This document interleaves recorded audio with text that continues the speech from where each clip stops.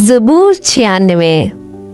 खुदावंद के हजूर नया गीत गाओ, ऐ सब अहले ज़मीन खुदावंद के हजूर गाओ। खुदावंद के हजूर गाओ, उसके नाम को मुबारक कहो। रोज़ बरोज़ उसकी निजात की बशारत दो। कौमों में उसके जलाल का, सब लोगों में उसके अजायब का बयान करो। क्योंकि खुदावंद बुजुर्ग और निहायत सिताइश के लायक है।